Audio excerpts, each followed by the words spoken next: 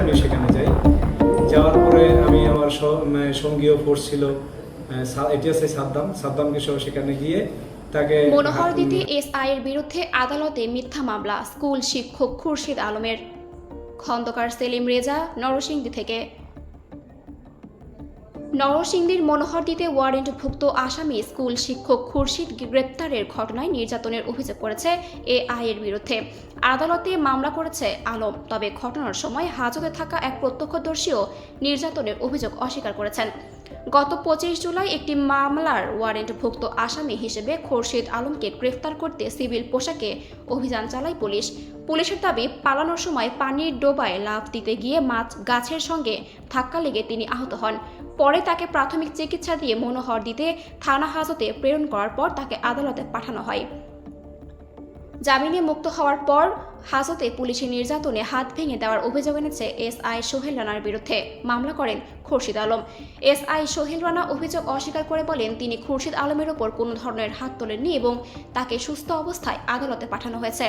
ঘটনার সময় হাজতে থাকা আতিকুল ইসলাম বলেন, আমি ও খুরশিদ আলম প্রায় 30 থেকে 45 মিনিট হাজতে ছিলাম। এ সময় খুরশিদ আলমের ওপর কোনো ধরনের পুলিশি নির্যাতন করা হয়নি। এদিকে স্থানীয় সূত্রে জানা যায়, খুরশিদ আলম নিষিদ্ধ ঘোষিত চরমান্দালিয়া ইউনিয়ন আওয়ামী লীগের সহ সভাপতি ছিলেন এবং তার বিরুদ্ধে চাকরি দেওয়ার নামে অর্থ নেওয়া এবং শিক্ষক নিয়োগে অনিয়ম জালিয়াতি অভিযোগ করেছেন স্থানীয় কয়েকজন। তবে এসব অভিযোগের বিষয়ে বক্তব্য জানতে যোগাযোগ করা হলে পরে কথা বলবেন বলে ফোনের সংযোগ বিচ্ছিন্ন করে দেন খুরশিদ আলম।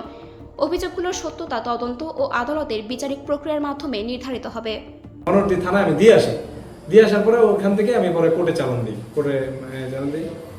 আমি এই বিষয়ে ওনার এতটুকু জানি এবং উনি আমাকে খুব সাদর সম্ভাষণ জানাইছে যে ভাই আমি আইসে আপনার সাথে দেখা করব।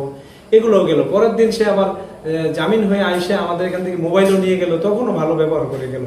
পরবর্তীতে কি হয়েছে না হয়েছে আমি এই বিষয়ে নিয়ে যাওয়ার সময় কাপড় ভিজা ছিল, লুঙ্গি পরা ছিল আর গেঞ্জি পরা ছিল। আমি জিজ্ঞেস করলাম যে আমার কাপড় ভিজা কেন? ওরা বলতেছে যে ডুবার মধ্যে পড়ে গেছে আর কি, মানে দৌড় দিচ্ছিল মনে হয়, তারপর ডুবাই পড়ে গেছে।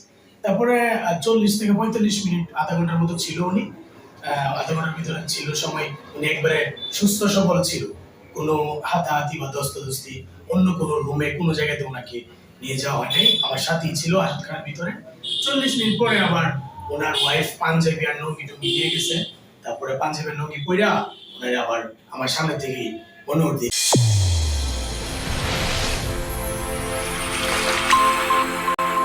চ্যানেল A1 হৃদয়ের স্পন্দন।